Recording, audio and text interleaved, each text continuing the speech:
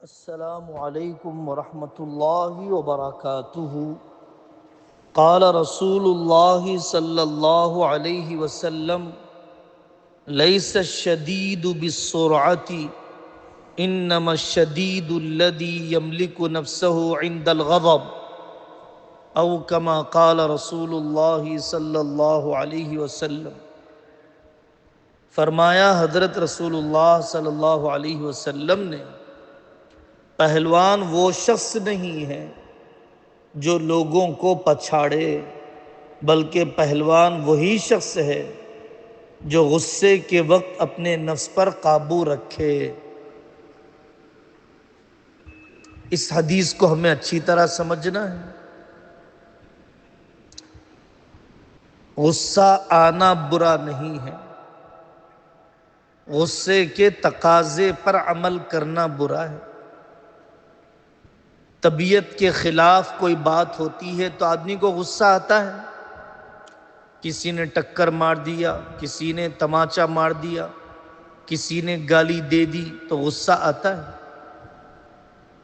لیکن اس کے تقاضے پر عمل کرنے سے پہلے سوچنا چاہیے کہ گالی کا جواب گالی سے دیا جائے یا خاموشی سے دیا جائے، تماچے کا جواب تماچے سے دیا جائے یا اخلاق سے دیا جائے۔ غصہ بہت بری چیز ہے۔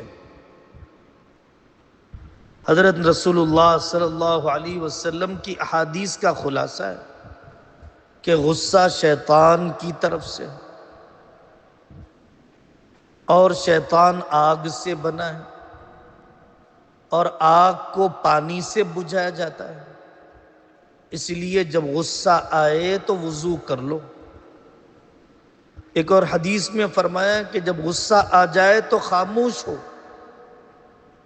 اور تیسری حدیث میں آپ نے فرمایا کہ وہ بطور علاج کے اعوذ باللہ من الشیطان الرجیم پڑھ لے۔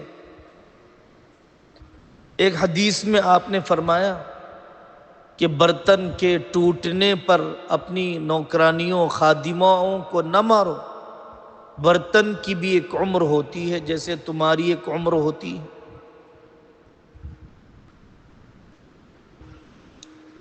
غصے کے تقاضے پر عمل کریں گے، غصہ آتے ہی برتن توڑ دیا، دروازے پھوڑ دیا، انتقامی کارروائی کر دی، سامنے والے سے مقابلہ کر لیا، سڑک پر جھگڑا چھیڑ لیا،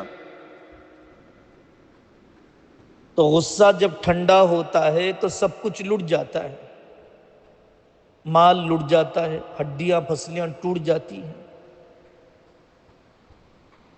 امی جان حضرت عائشہ رضی اللہ عنہا نے درخواست کی کہ یا رسول اللہ مجھے غصہ آتا ہے، مجھے کیسے علاج کرنا چاہیے؟ آپ نے دعا سکھلائی، اللہم رب النبی محمد اغفر لی ذنبی وَأَذْهِبْ غَيْظَ قَلْبِي وَأَجِرْنِي مِن مُضِلَّاتِ الْفِتَنِ۔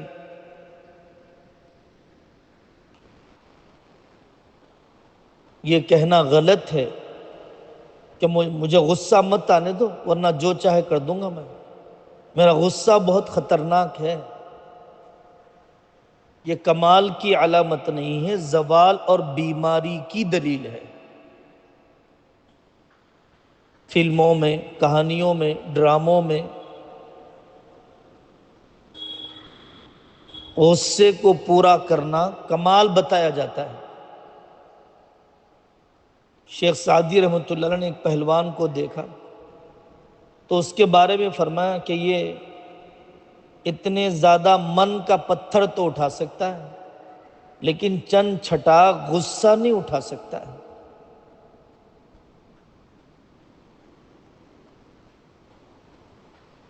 بعض لوگ اپنے غصے کے غلام ہوتے ہیں، یہ بدترین قسم کے غلام ہیں۔ کسی کو دیکھنا ہو کہ وہ شیطان کا کھلونا بن چکا، غصے کی حالت میں دیکھو۔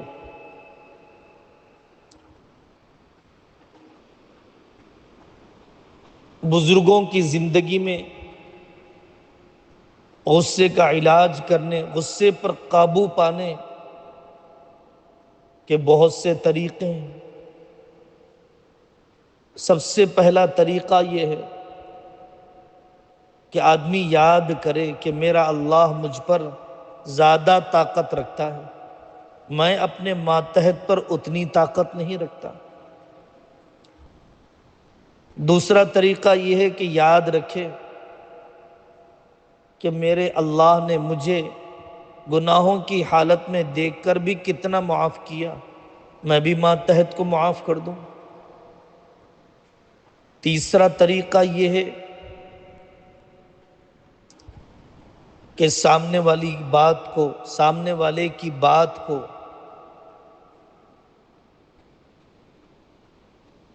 اس طرح سوچیں کہ جو کچھ اس نے برا بھلا کہا ہے اس کا نقصان مجھے کچھ نہیں ہوگا اگر اعمال نامہ قیامت کے دن سیدھے ہاتھ میں مل جائے۔ ایک طریقہ یہ ہے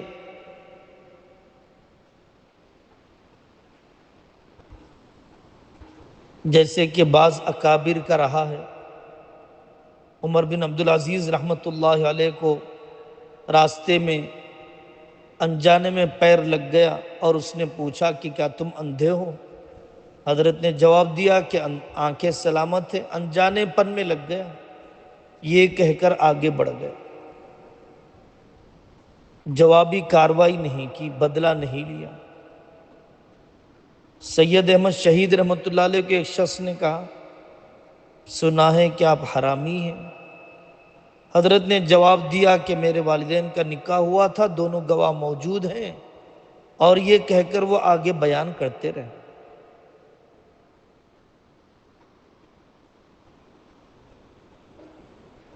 سوچنا چاہیے کہ غصہ پورا کروں گا تو شیطان خوش ہوگا، غصہ پی جاؤں گا تو اللہ خوش ہوں گے، رحمان خوش ہوں گے، تو شیطان کو خوش کرنا ہے یا رحمان کو خوش کرنا ہے؟